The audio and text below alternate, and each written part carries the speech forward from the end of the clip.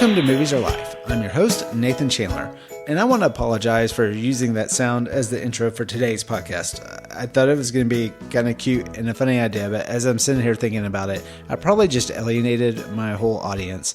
But by clicking play on this episode, you kind of have to admit that you had it coming, because we were talking about the number 3 film on the best rom-coms list, You've Got Mail. I'm super excited about today's guest because I haven't actually spoken with her since college. Katharine Everett is an acclaimed actress out in LA. You might have seen her in an episode of Yellowstone, in the sitcom American Auto. But back in my Baylor days, she starred in my short film Lovesick, which I probably talked about way too much. But I'm definitely going to ask her about what she remembers about making that movie, which may be pretty insignificant, especially dealing with her resume. But it goes without saying that she really elevated the material and definitely made the film way better than it needed to be. But today, she was thrilled to come on to talk about one of her favorite films, You've Got Mail, which to her surprise, I hadn't actually seen before. Grab your favorite cup of coffee and let's dive into the early days of online communication and book superstores with You've Got Mail. Joe Fox. I'm in the book business. I am in the book business. What should I have said? The man who has made my professional life a misery. Tell me something, really. How do you sleep at night? Fight to the death. In life, they're at odds. She's beautiful, but she's a pill. Online, they're in love. Do you think we should meet? Meat. Picture this. It's the late 90s, the era of dial-up internet and AOL CDs. Tom Hanks is Joe Fox, a charming bookstore owner, and Meg Ryan is Kathleen Kelly, a spirited independent bookstore owner. They're basically the Ross and Rachel of the book-selling world. And You've Got Mail, Joe and Kathleen are business rivals, not so secretly hating each other in person. Little do they know, they're also secret pen pals in the vast world of dial-up emails. This film was released in 1998 and is directed by Nora Ephron. She also co-wrote the film with her sister, Delia Ephron. It marks the third pairing of Hanks and Ryan, who previously appeared together in Joe versus the Volcano from 1990 and Sleepless in Seattle in 1993, the latter directed by Ephron, and which we actually covered with Miles Kelly. I don't know if you know Miles, Katharine. Yeah. So I thought you might, but yeah, we covered that as well. And Sleepless in Seattle? Yeah, Sleepless in Seattle. Awesome. So I'll have to go listen to that one. Yeah, so and she also, Nora Ephron, it's also famously wrote the movie When Harry Met Sally. We haven't covered that one yet, but I'm kind of waiting to do that one. It's number 1 on this list. It just kind of felt like it should be the last one that we cover. So before we jump into this actual movie, just to kind of set up how we know each other, and I don't mean this in a bad way at all, but I think it's fair to say that we don't know each other super well. No. So my last big project at Baylor as a digital film major was a short film called Lovesick, and that I created with a dear friend of mine, Courtney Beauchamp, and it's basically a male and female protagonists who separately are getting over a breakup, and they might possibly come together. And so it's basically just a ripoff of all the things that we liked at the time. But as seniors, we were doing our best impression of what we thought it looked like to be filmmakers. And so we had this huge casting audition, and somehow you agreed to be one of the leads in this movie. So I was wondering if you had any memories from that shoot at all. And also, you probably bury it in your resume. And the fact that was 20 years ago, probably around this time that we were filming, actually, when I was thinking about it. Yeah. Is that right? What year is it? I don't know. Yeah. I was psyched to do that film because it was the very first time I was ever on camera. Okay. And, because you did a lot of stage. Theater student in the theater department and had only ever been in plays, had never even had a chance to be on camera. So I was like, yeah, sign me up. I have to embarrassingly admit, I remember very little about the script, what it was about. I know it was a rom-com. Yeah. But that's because I have the worst memory on the planet. But yeah, what I remember is how I felt, and I remember that I had a really good time. and I was just like so giddy to be making a film. Yeah. Yeah. If anything, I mean, I do remember that as well. It's just like everybody involved. We just had a really fun time doing it. Yeah, and you guys were just so great. You and Courtney, I just remember you guys were just so happy to be doing what you were doing and excited to have everybody there. And it was just such a great time. Yeah. I jokingly say I didn't have the college experience like other people did because I mean, I just relished in like, Yeah. this is my big project. While other people are stuck in in books, in the library, this is what I'm doing. Now, those people are probably making a lot more money than I am now. Yeah, it has paid off in other ways. Yeah. But, and so I don't know if you remember this at all, but I know your husband, Toby, as well, a little bit, because he was our freshman year, one of his roommates. For some reason, I want to say he was in a room of 3 people, but one of his roommates was Cody Kofer, who was a really good friend of mine in high school. And so I had always kind of, knew Toby through Cody.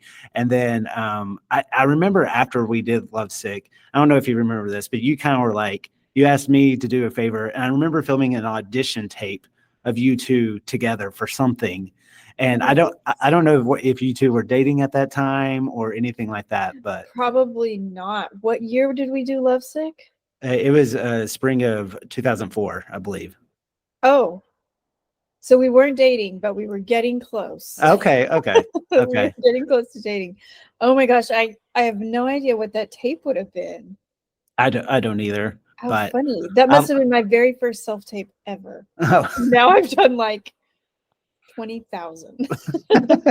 Well, I'd like to. I'm just taking credit for it now that I'm the one that brought you two together. So I'm glad I was able to do that.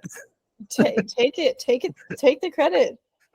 Well, that's cool. I didn't realize that about his roommate. Yeah, it's pretty funny. So, so right before I hit record, I probably kind of just threw this at you, and I saw the shock on your face when I said that this was actually the first time I've seen You've Got Mail. Now, I want to front it with like, I thought I had seen it before, probably because, growing up before streaming, TBS, I'm sure this was something that was like on a constant rotation. Yeah. And so I was wondering what your first experience was with this movie. And do you remember when you first watched it, or is this a favorite of yours? First of all, I cannot believe that you had not seen it. I mean, it's like cornerstone rom-com. Yeah.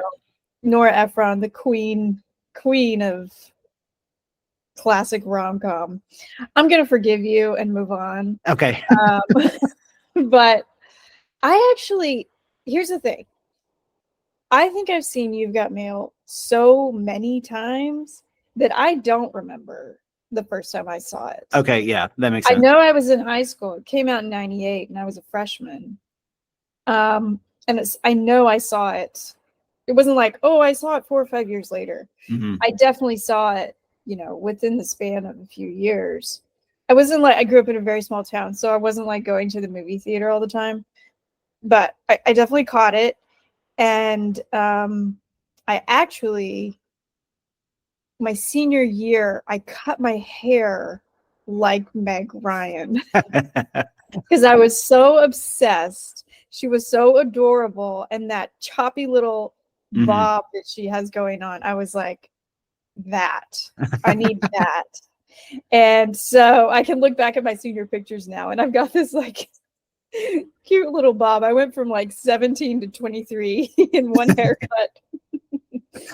Yeah, that's hilarious. Yeah, Meg Ryan is definitely, even when we were watching this and Whitney was watching it, she's always talked about how much Meg Ryan's definitely like, for females, like, oh, that's the actress I just adore. Yeah, that's really it. She's just so adorable. And I was definitely aware of her before You Got Mail, but I think that one kind of sealed the adorability and lovability and all that. Right. So this film being set in the late 90s, capturing the early days of internet and all that. So how do you think this portrayal of online communication kind of you can't say really compares to how we communicate online today because it's night and day. But how do you think it's held up? Like maybe watching it now and knowing the technology is so old. Well, it's so funny to watch it now. Hearing that dial-up tone Yes. feels so nostalgic because I remember sitting, at the very first desktop computer that my parents purchased. I was in high school. Yeah. Literally did not have access to a computer before then, and waiting, waiting for the dial-up. So that feels like very warm and fuzzy when I hear that sound in the film. So, I'll say it has not, that part has not held up super well. Of course, we still message and we still like chat. We just do it in a different way, Yeah. One thing that I noticed because I watched it recently that I thought was super hilarious was the part where Fox Books has opened and the employees in the shop around the corner are talking about how the sales have not been as good as they were this time a year ago. And the female employee, what's her name? She's so great. Oh yeah, yeah. Heather Burns. Yeah, yeah. Okay.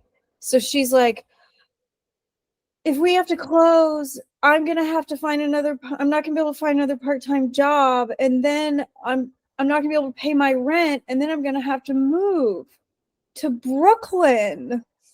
Like, because that would be the worst thing. Yeah, right. Yeah. Move to Brooklyn. Yeah. In 98, it was like a whole different landscape. Yeah. Now it's like no one can afford to live in Brooklyn. Yeah. So I thought that was hilarious. Things like that, things about New York, obviously the technology, even though that it's so drastically different now, it's just adds another layer of comedy. Yeah. No, yeah, definitely for sure. And I think maybe kind of what in saying I was afraid that this was going to be this movie that's being too harsh, but I think I had always kind of maybe pictured this movie where the whole movie was them at their computers, and really, I'd be curious to see like if you took the actual like email communication, like how much that is actually that part of this movie. I mean, it's a big part, but it's really. I would think maybe 10 minutes out of the 2-hour run time. Yeah. It's really not that much. And I mean, it didn't surprise me because it's Nora Ephron. And so it was like the movie, I mean, it's the catalyst for these two, but it's, right. that's not where a lot of the scenes really take place. Yeah. Yeah. They quickly get them face to face and interacting accidentally and all that. So it's very clever. It's very smart. Okay. But let me ask you, since you had not seen it, with the technology, were you just like, oh my gosh, this is so lame? How did it hit you? No, not really. And this is so, and I've probably talked about it before, but it's almost kind of nostalgic in a way because I always say that it's easier to say now, but even Whitney and I basically met through Facebook. So she went to Baylor as well. But we didn't know each other when we went there. And so now that was a little different. We could see each other, but we corresponded through Messenger, like back and forth a really long time before we then talked on the phone. And then we met. And so I actually can, in a weird way, like I understand how that connection can be made. And also I think in that type of communication, you're more prone to say what you're feeling than you wouldn't ever necessarily talk that way in front of one another. And so we actually talk about our first date was not super great because we had already like learned so much about each other that when it came to actually meeting like face to face, it was really odd. But you guys are like, what are we talking about? A little bit, but then you knew like it is almost. This sounds weird, but it's almost like discovering a character like in a book and really getting attached to that character, but then actually coming. I mean, I don't know. I kind of liken it.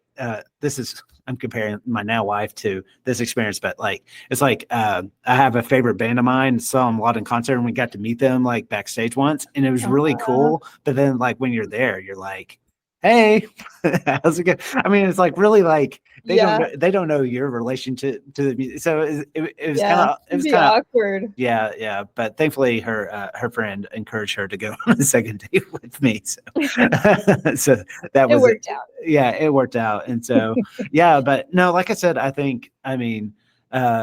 it's definitely nostalgic. But I think that so our 13-year-old daughter Hallie, she had watched it before, then kind of watched the end of it. Here, I think, despite the technology, I think it's something she still liked and would watch. So the film does feel dated in that way, but I think the story is intriguing enough that it doesn't take you out of it too much. Yeah, I agree. It's a compelling. We love to see the nemesis come together. Right. So I will say I did get a little hung up, and I know this is kind of the premise of a lot of these things or whatever, but I still couldn't really get around the fact that even though they each have their partners and their relationships in their life, that they were kind of emotionally cheating. Okay, that's what Toby said. He was like, isn't it kind of weird that it's a movie about cheating? It's like, yeah, but it's not really about the cheating. It's about these rivals, you know. Yeah. And it's like, and also I would say it was almost when it was made back then, I think people maybe have a little bit more understanding of the emotional effects of technology in that way. You hear about like everybody like being on their devices and social media. I can see how it was kind of read as a more innocent type of thing. So even though at the time it might have been more like as an outlet versus now it's kind of easy to be like, if somebody was like, saw that you were sending DMs through Instagram to somebody else or something like that. Oh, and you're definitely sending photos too. And you're definitely, you know what I mean? Like, yeah. But yeah, that's funny. So you live in the LA area. Have you spent a lot of time in New York City? Yeah. I mean, I have never lived there, but I've been countless times. Yeah, I wondered how well this movie kind of captured that city. Like if New Yorkers kind of were like, I mean, I'm sure it's definitely like it was set like, oh yeah, we remember when New York City was like that. Like you mentioned about the Brooklyn things being so different. So I wondered if there's still those kind of cute little shops. There are certainly very charming shops to be found. I think this New York City is the Nora Ephron shiny, polished, beautiful version of the city that highlights all the best parts. The flower market and the pristine hot dog stands. It's a very polished version. And brings out, all the sort of quintessential NYC things that we associate with it. Yeah. It probably came out around the same time, maybe a little bit after this movie, but Serendipity comes to mind. And I remember that I think that movie came out when we were at Baylor, and it very much too is like you watched it and you were like, oh, I want to go to that place. I want to see that place. It's kind of the sparkle of New York City for sure. The sidewalks are completely free of trash. Where are the homeless people? We don't know. Right. Well, it is interesting how this movie, I was going to kind of get your perspective because I'm sure it kind of hit on you a little bit. So the fact that this, the Tom Hanks character Fox brings in his huge, mega superstore of a bookstore, and how this movie is also kind of about this, budding technology, but how now in today's time, it's those mega bookstores that are really struggling. And some would say that independent bookstores probably have more momentum, I guess you could say. Yeah, we were talking about that just yesterday. I was like, okay, wait, what was the huge bookstore that went under? Oh, several years ago. Borders. Yeah. Borders went under. Yeah, and then for a little while, Barnes and Noble was really struggling and closing stores and all that. They've come back. But yeah, I know it's so interesting to look at that in contrast with the movie. Yeah, I think independent bookstores got some sort of hip clout and resurgence. So yeah, it's funny. Yeah. In your area, is it bookstore wise? Is it easier to find smaller shops, or do you see many like Barnes and Nobles type of stores out You know, there? we've got both for sure. There are some really great independent bookstores that have been here for a long time, that people are very loyal to and eager to keep going forever. So I love that. And then of course we have our outdoor, malls and things where you can pop into a Barnes and Noble. Yeah. Although I can't remember the last time I did that.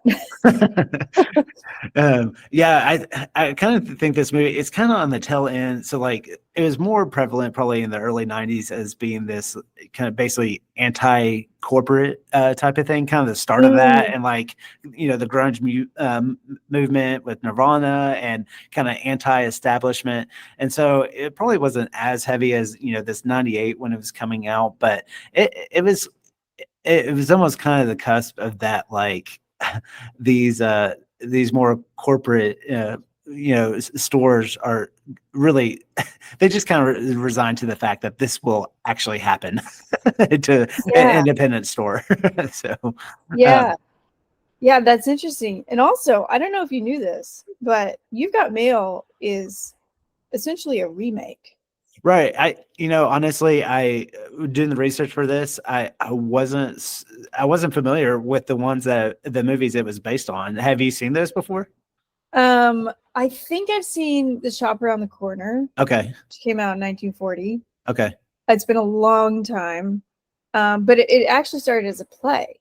Oh, okay. It was a play called Perfumery in 1937, and then in 1940 they made this film, Shop Around the Corner. Gotcha. Which I love that Nora Ephron then named Kathleen Kelly's bookstore as Shop Around the Corner. Yeah. That's a great nod. Yeah. And then there was a musical after that. Oh. Called In the Good Old Summertime. Oh, okay. Yeah, like around 50. Oh, wow. Yeah. So this is like the fourth rendition of this story. Well, and I would say I'm glad you said that because it, and I mean, I would say Nora Ephron's definitely known for this because she wrote a lot for the stage as well for the screen. But this movie almost felt to me like it felt to me more of a stage play than than a movie. Yeah, it could definitely be staged. Yeah, that's true. Yeah, and I don't know why I could just visually, and there are lots of settings in this show, but they, the big two places are really like her store and his store, really, and so and just the streets of New York. Yeah. I could just kind of visualize them like on a stage, and separate sides of the stage and a spotlight that kind of goes back and forth between them or something like that. Yeah.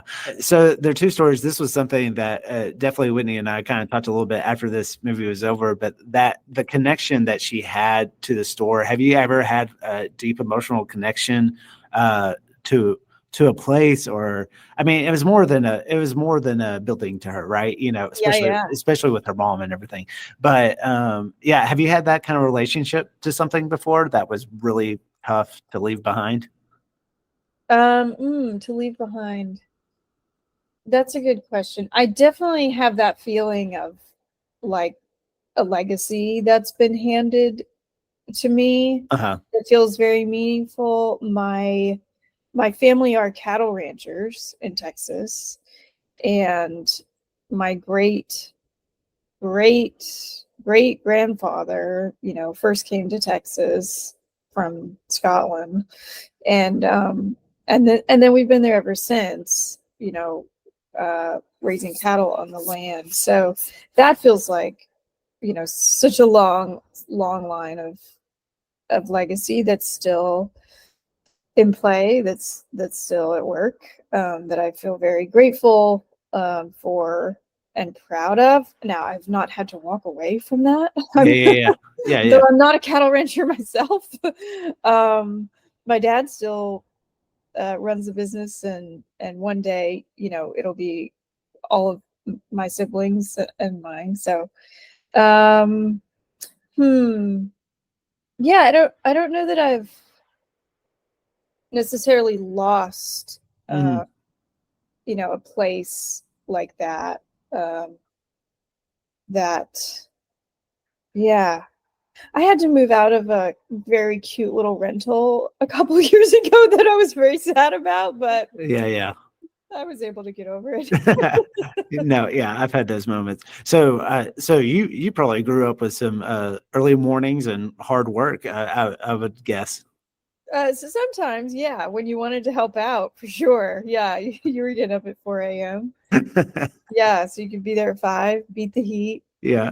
all that. This is random, but growing up in East Texas, there was just a lot of people around us that had land, and one of my friends, they had cows and stuff, and one time and horses, and one time I was out at her place, and basically the mother gave birth to another horse, and I was there, and it was pretty neat to see. So and cool. and I tried to convince them to name the horse after me, but they didn't. They didn't do it. No.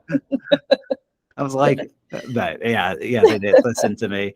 So That's super cool. yeah, like as far as this movie, and do you buy into the like relationship between these two, and that this kind of rivalry, butting of heads, turns into love?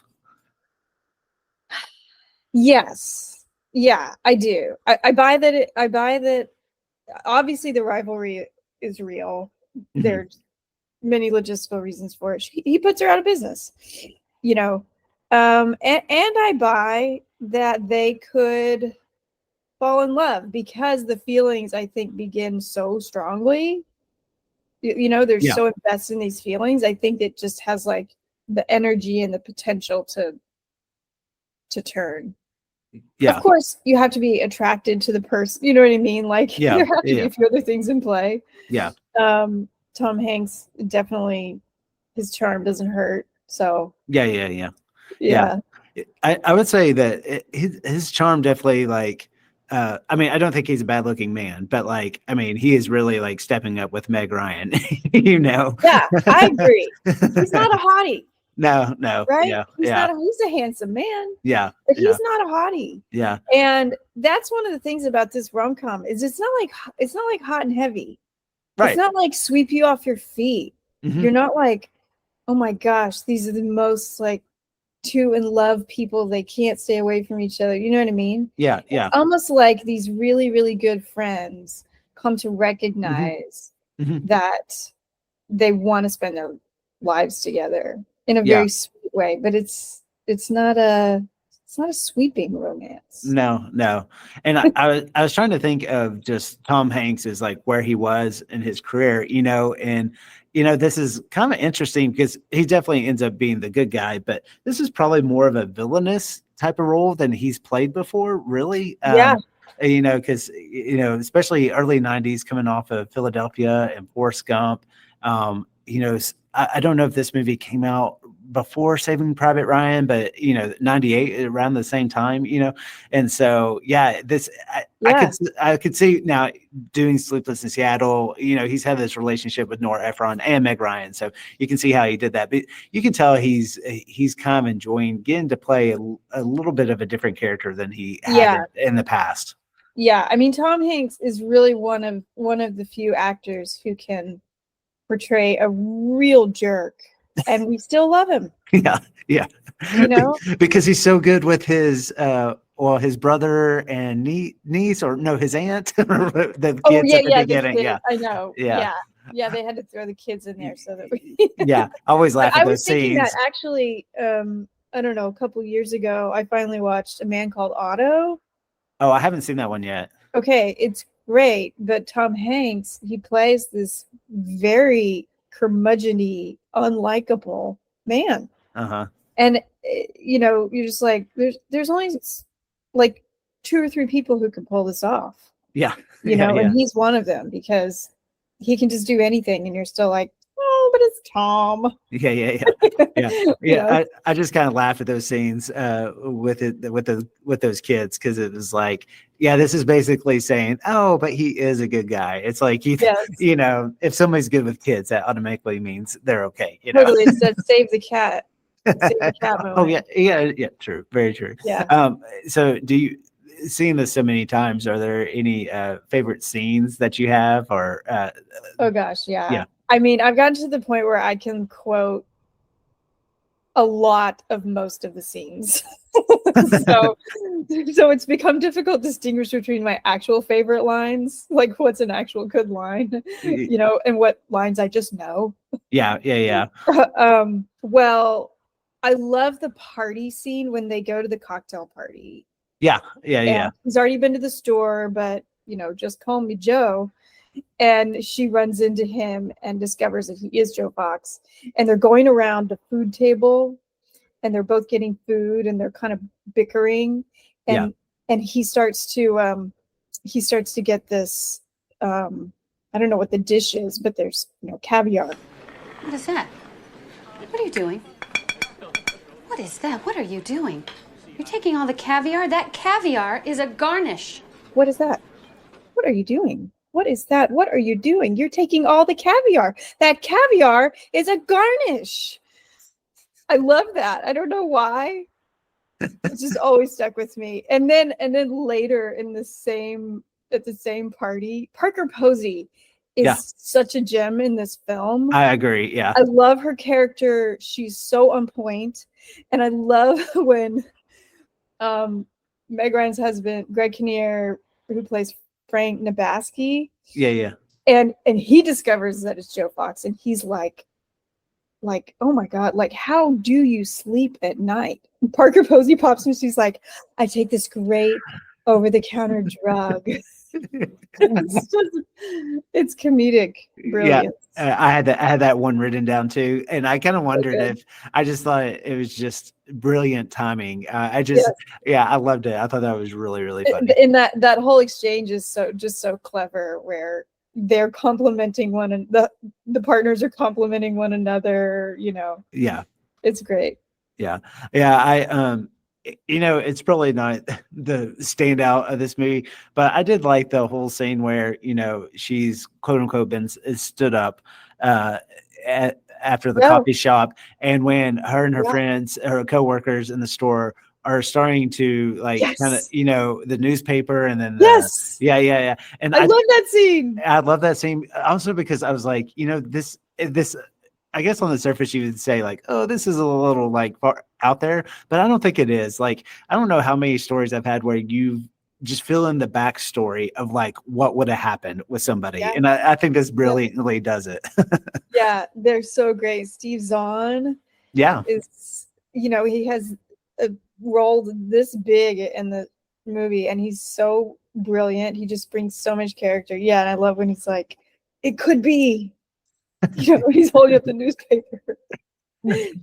Yeah, I love Steve Zahn. He has to be, I feel like people know him but his list of credits, he has to be in, I know there's the Kevin Bacon game, but I think he could probably do it with Steve Zahn easily. Oh yeah. Oh, I don't know how many movies he's made, but my gosh. Yeah.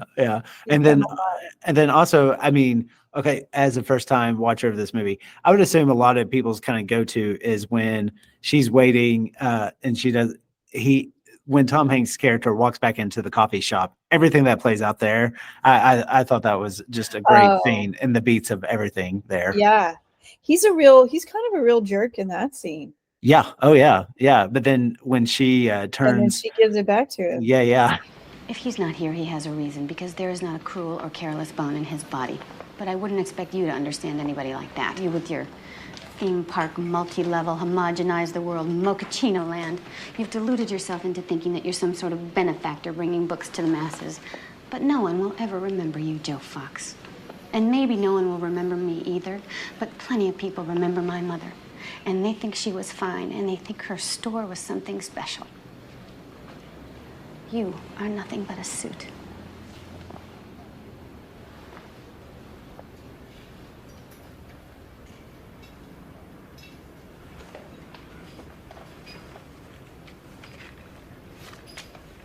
That's my cue.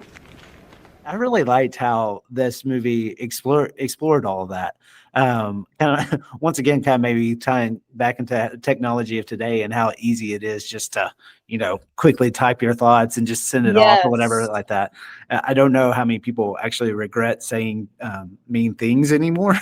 It might be quite the opposite of like people purposely do it as like a strategy now, to get what they want, but I did like this exploration of, he wasn't like so gruff that it wasn't like maybe like a Ebenezer Scrooge type of turn, but like really annoying. Like, just leave. Yeah. And when he's pushed basically this very sweet person to basically get at his level, and then when it turns on him, it's just it's just a good moment how it all ties together. Yeah, I agree. Movie Musings. You were talking about your memory, so I don't know if you remember this, but do you remember what your AOL Instant Messenger handle was? If you had one? Oh yeah. It was Cat 541. Okay. For some reason that sounds I went with familiar. the numbers like Joe Fox. Oh yeah, there you go. What was he? NY152. Yeah. Yeah, it was Cat 541. Oh, okay. Any significance behind those numbers? It was a time. Oh, it was okay. a time on the clock. That it's real deep. That I guess I had like kept popping up for me, so I went with it. Okay, there you go. There you go. What was yours? So I've always said this is super embarrassing, but so my freshman year, getting in the dorms, I lived in Pinland, and one of my roommates was really into computers and everything, and so I didn't have one, so he was setting it up for me, and he made it Nate Dog, 2 G's in dog, is IZ crazy KRAZY, and he just did it and like entered it, and I was horrified. And I still have friends today that were like, "Hey, Nate Dog is crazy," and I'm like, "Oh my gosh!" So yeah, Nice. I definitely remember that one. So, yeah. We talked a little bit. We talked a little bit about like bookstores. Are you a big book reader? Do you like bookstores? Yes.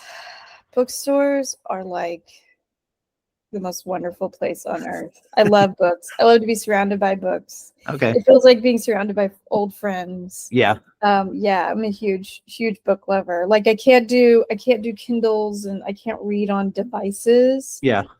I've got to turn the page. Yeah, I love my old worn books. Yeah. Yeah.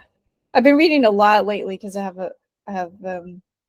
a little more time. Also, I'm feeling the urgency of like in about 8 weeks. I don't know if we've mentioned that I'm pregnant. In about 8 weeks, I'm not going to be reading for like 5 years. Yeah.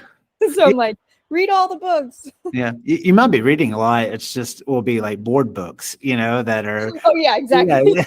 I'll be getting through a lot of volumes. Yeah. That's. Do you ever listen to audiobooks very much, or do you like kind of stick into that? You know what? I never really have, except in the last couple of weeks. I've had a couple books I wanted to read that were read by the author, and I was like, oh, this is probably how I should do this. And you get a lot more reading done. Yeah. People, duh. People who listen to audiobooks are like, yeah, that's the thing. Yeah. But it was kind of a revelation to me. Yeah. Well, I know, and I'm trying to avoid any kind of like, anybody with kids are like, oh, I know everything all about it. But especially with a newborn, you do take a lot of walks, like a lot of stroller walks. So Yeah, that might be a good chance for you to like, listen to some totally. books and You're stuff up like a that. lot, middle Yeah. of the night. Yeah. There you You go. know? Yeah. So I actually kind of thought it was fun. We hadn't touched on it a whole lot yet, but basically how much this movie mentions the movie The Godfather. And Uh, I also thought it was very interesting because this movie is a Warner Brothers movie, and Godfather is very much a Paramount movie. So I thought that was interesting that back then, I mean, yeah. I think about such things, but that, the movie was so willing to talk about another movie not in their quote unquote family, so to speak. Yes. But yeah, so this, and also it's kind of I had always heard of the line, it's not personal, it's strictly business or whatever like that. And just in like life, and I don't think, even Yeah. though I've seen The Godfather a lot, I didn't actually know that kind of stemmed from that movie. And so, Yeah. anyway, my question for you, and maybe to explore that a little bit, but do you like The Godfather? Okay. I actually love The Godfather. Okay, yeah, But I had not seen The Godfather, any of them, until like the last 5 to 7 years. oh, okay, Yeah. So when I first saw You Got Mail many times, I hadn't seen The Godfather, yeah, and so to me it was just kind of like, oh, that's totally a male thing. Like yeah, all guys just love The Godfather, right, yeah, Um, and like you're saying, the sentiment of like it's not personal, it's business, and then all of the like mafia tropes, yeah, yeah, that are just so prevalent in so many movies that came after The Godfather. It was um it was so surreal to be watching The Godfather for the first time and be like, oh yeah, I know these tropes and things because of other movies that I've watched because of The Godfather. You know what I yeah, mean? yeah, yeah, yeah, yeah. Kind of this weird full circle thing. Um, but yeah, I have forgotten the question, but Well, just if you liked the movie, yeah, so but yeah, yeah, I think it's interesting. It was inserted so much. yeah. Maybe, yeah, I don't know. Maybe they just decided that Tom Hanks's character was. Yeah. And I read that apparently Hanks is like a huge fan of the I'm movie, and like sure. had like even had done like screening parties like at his house a lot. And so I think Yeah, maybe Nora Ephron kind of wrote that, into this movie yeah, a little bit more and stuff. But it actually kind of, the story got, it's weird to say that The Godfather and You've Got Mail is like so similar, but they're working with some like kind of similar narrative themes there. And so yeah, it to me, yeah, it's really interesting. And yeah, even though it's a movie like I've seen it several times, it's not a movie I'm naturally like just drawn to just throwing on. There might be yeah, some yeah. other go-tos I have, but it is funny that even, I think Barbie recently even made reference to The Yes. Godfather again. Yes. So That's what yeah, I was trying to recall. Yeah, yeah. yeah, yeah. Yeah. With guys in The Godfather, it's like so predictable. Yeah. So do you agree with the perspective of basically business decisions not being deeply personal? Oh. Hmm. No, not really. Yeah. I really loved her quip back about Yeah. it's not basically it's not personal uh If if it's not personal to you. yeah. Yeah. Yeah, I mean it's like what are businesses? They're made up of people. Right. So, Yeah. yeah, and I just think everything matters. So, Yeah. how Oh you yeah. treat people, how you run your business, how you treat employees, Yeah. And all of I and I almost feel no matter like how successful you end up being, that there's something that will come back to bite you. I yes. guess call it a karma thing. I think I don't know. Yeah. Yeah, but Yeah, bad behavior, it doesn't disappear. I think it comes around in yeah, some way. yeah. But I will say for me, and maybe would maybe take some more repeat viewings for me to come around. I still really had a hard time about her being so accepting of him at the end, being Yeah. put out of business. Yeah, it's a little tough. Yeah.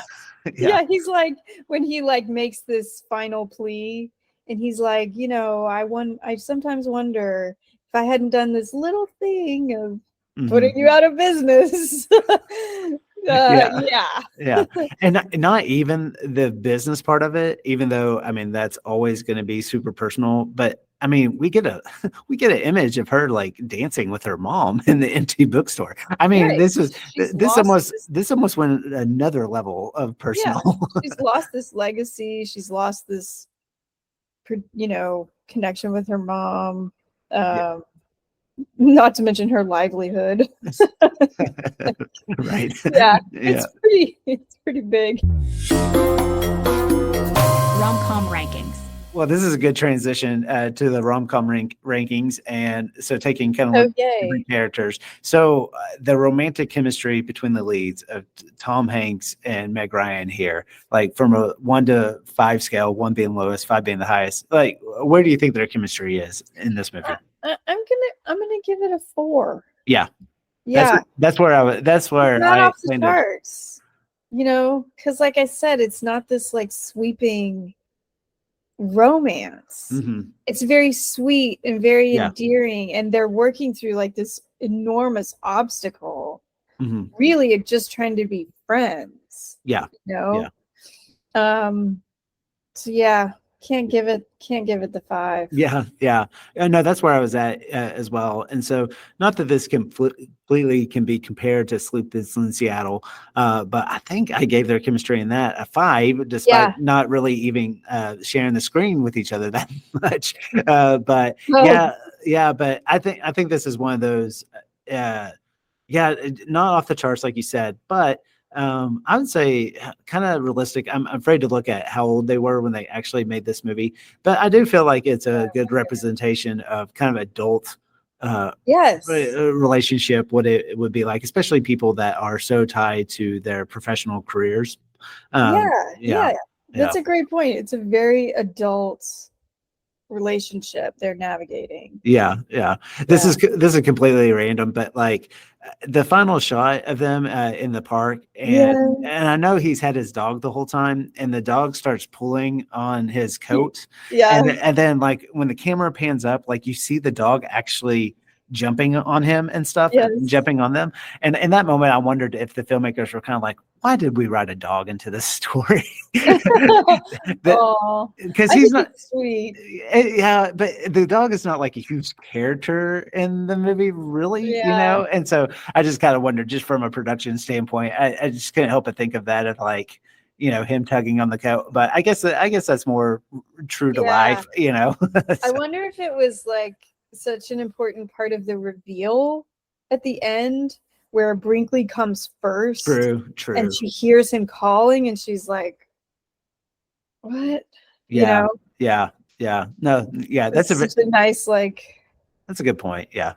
So the second component, usually romantic comedies, have like a best friend, or I think in this case, like best friends, plural here. And so this one kind of not harder to pin down, but like I kind of took it as a collective whole as far as rating them. Like, what's your perspective on this? I think for Tom Hanks, it's pretty clear. Dave Chappelle is like the sidekick.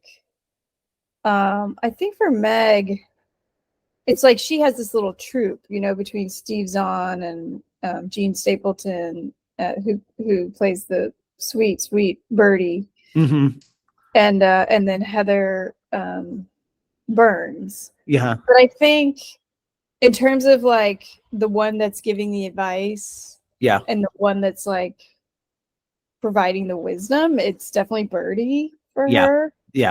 Although what's interesting is the partners. They play such a. They obviously can't be characterized as the best friends, but they play much bigger roles, in the dynamics of all of it. I thought all of those secondary characters were so strong. So so likable. Yeah. So how would you rank this aspect of this movie? The best friends. I would go a 4 for that too. Okay. Yeah. I can see that. I gave it a 3.5, just because I think on Fox's side, he Yeah. as much as Dave Chappelle is Dave Chappelle now, he's kind of I feel like he's kind of a throwaway character a little bit in here. Yeah, And they could have yeah, given him more. yeah. I read, once again, it's on the internet. I don't know how true this is, but apparently Chappelle was like in talks for the role of Bubba Gump, not Bubba Gump, just Oh, Bubba, and so he turned it down because he didn't think it was going to be successful. And so when it wasn't, he interesting. jumped on the chance to just tie himself To to work Tom with. Hanks. Yeah, So, that's interesting. yeah, but as far as like her friends, like I didn't know Steve Zahn was in this movie. I didn't know that collective was there. I really liked him a lot. Yeah, they're top notch. Yeah. So I gave it 3.5 overall because I think you know Meg Ryan here and Tom Hanks is mainly who I think about, but Yeah. I think they're all very supportive, but none of them just completely steal the limelight. But, Yeah. yeah. Yeah. But Yeah. so okay, the soundtrack. I'm interested. I'm just kind of going out on a limb. I'm guessing this might have been a soundtrack that you owned. Yes. Oh, okay, there you go. I think it's terrific. Whoever Yeah, the music supervisor was, I yeah, don't know. I would have to look it up. I think it's terrific. yeah. I mean, Cranberries, Joni Yeah. Mitchell, Louis Armstrong. There's just all these like classic sounds, and then there's some '90s, There's stuff in there, but it yeah, all just works so perfectly. yeah, It's really well done. yeah. I Five gave. five Yeah, I'm with. hearts, stars. Yeah. I'm with you. I completely agree, and I think this is partially why I thought I not had seen this movie because like I had the soundtrack in some form or another because I wouldn't do this now, but like in college, I used the score a lot for like romantic comedy things that I made sometimes, like Oh when yeah. when you didn't worry so much about piracy and stuff. And so Right. like the music, like I just kind of inherently knew. So I think maybe that's partially why I thought I'd seen this movie before. But yeah, for sure. I thought it was a 5 as well. So Yeah. yeah. So I wonder if the music supervisor, because I'm thinking the same thing actually about Sleepless in Seattle. oh, it's a It's great also soundtrack also. so good, and I'm like, I wonder if Nora Ephron uses the same Yeah. music Yeah. supervisor. Yeah. And I would say that like it'd be quick if you were cynical, it'd be really easy to be like, oh, that's just like an easy way to like ratchet up the romance in the movie, but Yeah. I really do think the songs in here really match with the tone and the flow they're not just in there just to be in there, but Yeah. yeah. Yeah. No, they just enhance everything that's happening. Yeah. So this one is kind of a little hard. The fourth category is chase scene or declaration of love because Yeah. you could kind of say this is a slow developing love all the way through. But I did kind of think the last act was almost kind of one big chase scene as far as like her store closed. Yeah. He's out on his own now, like on the boat and everything. And where he kind of, I guess, starts the process of the slow reveal that he's, I keep forgetting his handle name. I know she was shop girl, but NY152. yeah, there you go. So I don't know how you kind of saw this category. Well, I just saw it as like, I think they forgot this part. Yeah. They really don't have the traditional quintessential, runaway bride, my best friend's wedding, like moment where one of them has this huge realization and must get to the airport or must get to, you know what I mean? Yeah. There really isn't that. Now, there is a place for it. Yeah. I feel like after he makes his final appeal and he's like, do you think we could have in another life, whatever. And she turns him down. She could have gone home and had this like light bulb You know, and then she's like running to his apartment, and then he's like going to Riverside Park to meet her, and they're missing each other. You know what I mean? You could have orchestrated this whole thing. Anyway, Yeah. I'm writing a different movie now. Okay. But yeah, it's really not there. Although you're really smart to point out that the last act is like a slow burn Yeah. chase. Yeah. But I think that the ending makes up for all of it. Yeah. Yeah. It's just so satisfying and so sweet. Yeah. You Yeah. know, in the park. Yeah. I think that the last lines are just perfect, like for this type of Yeah. movie. And So with Somewhere Over the Rainbow, I mean, yeah. Yeah. I gave it 4 hearts just because I did like that big leap that I kind of mentioned earlier. Like I'm still on the fence about a little bit as far as like yeah. her being so quick. She But really over it? Yeah. yeah, but as soon as it's over, Whitney was quick to be like, no, you don't, they had all these conversations before. And basically like, she's smarter than she was like letting on, and I think almost not allowing herself, like she did like Joe Fox, and she liked this other person too, and probably thought the two were together. Like she's not a complete idiot, and so anyway, but I gave it 4 hearts. I think she knew. Yeah. I don't know where you would Fair lie. enough. Well, I was going to give it a much lower one just because not against the film, but because it didn't feel like it was there. But I like your point. Okay. So I'll give it 3. Okay, great. I don't convince too many people of changing their ways of thinking on this, so I'm gonna take it. So okay, I can guess where you're on at the last category with rewatchability.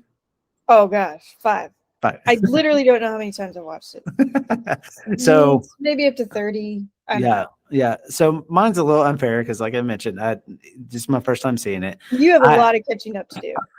I do. So I gave it 4. Like I think this is a really cute movie. Like, and I don't mean that in a bad way at all. And so, but it is I would say almost like an untraditional 2-hour rom-com. Like it's Is it 2 hours? Yeah. And so I didn't know it just flies by when I watch. Yeah. And so but I can see how people could easily get there because I think all the scenes are very comfortable, and I mean that's what Nora Ephron does best. And so anyway, I gave it 4 just because I think I'm so new to it, but I do think if it was back on again, I would be prone to watch it. But it's not a movie that just I don't know that I just like completely latched to. I think there's other. Now this is number 3 on the list of 50, which is really high. Is really high. And I had actually probably slot Sleepless in Seattle before this one, but that's just me personally. But it might be because I haven't seen it as many times as you have. Yeah, exactly. When you have history with it, you get attached, and then it just becomes easier to rewatch. Yeah. But it just occurred to me that one of the things that Nora Ephron does so brilliantly, and that make all of her films so rewatchable, is the ambiance of the films. Yeah. She knows how to put together these beautiful pictures with the beautiful lighting and cozy sets, and she really like nailed the ambient thing before people were watching, crap like what's the Paris, Emily in Paris or whatever, these ambient TV shows. Yeah. You know what I mean? Like she really knew how to do it. Yeah. So you can like just turn it on in the background. And you can pop in at any time, and you're like, "Oh, I love this scene," Yeah. I think there's a reason this movie rotated so much on TBS and TNT and all the things. Yeah, for sure. Recommendations. Is there, just kind of transitioning out of this movie, I always like to have a recommendation section where it just anything you might be reading or listening to or watching that you've been telling people they should check out. Yeah. I just started The New Look. Okay. I believe it's on Netflix. but I'm terrible at identifying which streaming platform a show is on. Okay. Have you heard of it? A New Look. I haven't actually. The New Look. The New Look. Okay. Oh, Yeah. it looks like it's a Oh, it's Apple. Apple. Yeah. Okay. Okay. And it stars one of my favorite actors, Ben Mendelsohn, Oh yeah. He's great. and Juliette Binoche. Oh well, she's And perfect. Yeah. they play Christian Dior and Coco Chanel Okay. during World War II. Okay. It is fascinating. If you enjoy a good World War II revisit, like I do, it's really well done.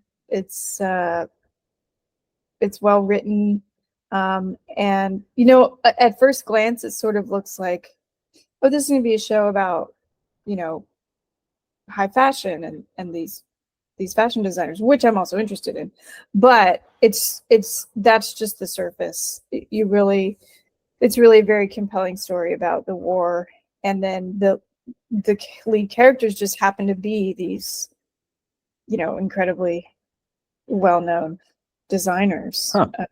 So highly recommend. I think I'm 3 episodes in. Okay. Awesome. Yeah, good recommendation. Thumbs up. We I had Apple for the longest time, and then kind of basically just ran out of things I was watching on it, so I canceled it. So I don't know if this show is worth hopping back on for the monthly subscription. Yeah, I know. All the platforms. It's tough. It's a mess. It is a mess. So so I had this as my recommendation, and then as I was writing it down, I kind of realized like I really think, even though I don't know you super well, it's probably a great fit if you haven't seen. But have you seen the movie You Hurt My Feelings? No. Oh, okay. So it's written and directed by Nicole Hofstadter. Yeah, Hofstadter. Yeah. Wait. Yeah, and so it stars. Is that Julia Louis-Dreyfus? Yeah. Okay. Yeah. Yes. Sorry. This is my memory. I have seen that movie. Okay. I Great. saw it in the theater. Okay. Yeah. Well, it came out in early summer. Yeah. Loved it. Absolutely. She's one of my favorite filmmakers. Yeah. I love the stories she tells. Yeah. The actors that she uses are always phenomenal. It's very good. Yeah. So basically, if people haven't watched it, it's about a novelist who has a long-standing marriage, and it's suddenly upended when she overhears her husband giving his honest reactions to her latest book. And it's one of those like I think people would just enjoy it. Now, I think being in the creative field, like I loved it, like especially so just because of when so much of like your passion is also like your profession as well. And just like how you just you learned how to receive criticism. But when it's coming from the one that you love and trust, but then I love how it explores what that means in relationships, even with your own child or, and like, but it's relatable. It's so relatable, but it's also very funny. And so, so relatable. And so, the potential for devastation. Yeah. If you tell the truth, your honest opinion about something. Yeah. I just love that she took this one little thing and explored the hell out of it, and you could easily make a whole movie about it. It's brilliant. Yeah, it's really good. That's on Paramount Plus, but I think if you have Canopy and your library's hooked up with that service, I think you can get it on that streaming service as well. So a really good movie there. So well, I wanted to thank you so much for doing this. You're super easy to talk to, so I'm glad about that. Oh my gosh, it's been so fun. Well, I did want to. I mean, you are an actress. Like, where can people? Well, first of all, I wanted to ask you about the one woman play that you did. Yeah, I wrote a show last year, and I took it to New York for a solo show festival in the fall, which was an incredible experience. I've never performed in New York, and that was kind of always my dream in college. Yeah, was to go to Broadway. So that was so amazing. And the show is about grief and loss. It's about losing.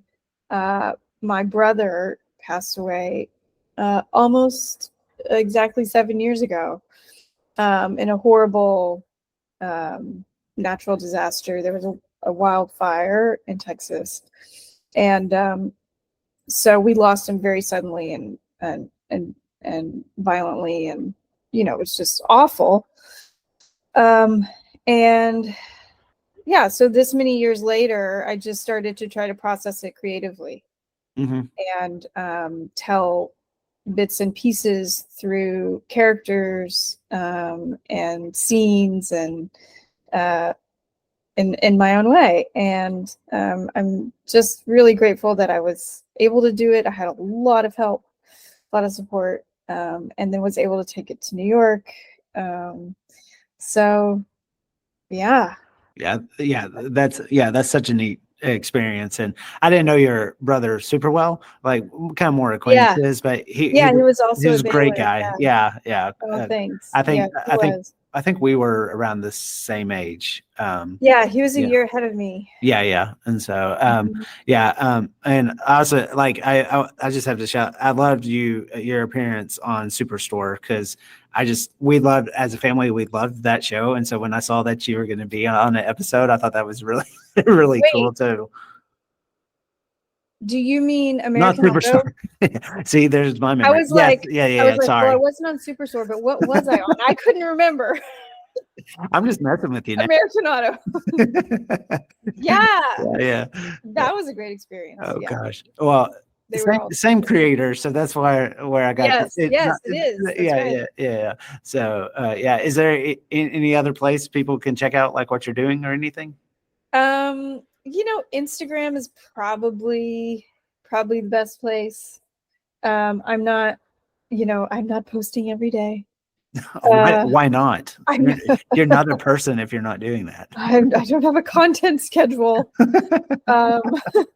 But if there's anything of note, that's where it goes. And I think I'm going to have to double check my handle. That's how often I frequent Instagram. It's just my name, Katharine Everett. There you go. Which is spelled with 2 A's. Which always trips people up, but I've had some other actors on here before, and all of them say that actually social media for actors doesn't play much into the roles that you get and that sort of thing. Would you agree with that? At certain levels, totally true. Yeah. If you're going for a co-star or a guest star, they're just gonna book the person that's nailed the role.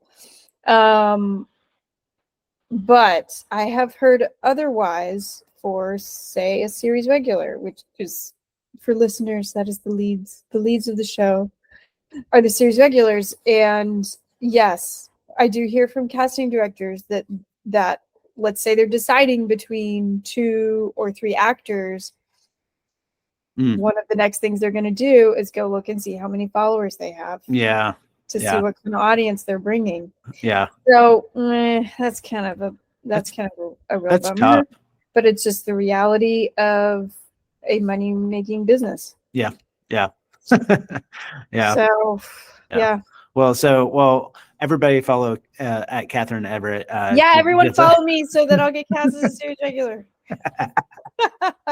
It's so funny. Well, before we end this discussion, you've got Mel number 3 on this list.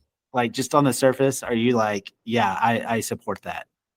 Oh yeah, number 3. It's got to be in the top 10. Thank you so much for doing this. Thank you for having me. Yeah, it's been so fun. I would love to have you back on, but I'll let you settle back into life or until I reach out again. Thank you. Yeah. Yes. It might be a few years before I have my head on straight. Yeah, there you go. Wait, would Toby ever want to come on? Oh, I'm sure. Okay. Yeah. And he's he has a much better memory than I do. So and he's seen all the films. Yeah. Well, he probably doesn't have a friend telling him he was in things that he wasn't actually in. So maybe that's why. He's been in a lot more than me, so well. He probably has 1 or 2. Yeah. Well, thank you so much. Thank you. It has been a blast.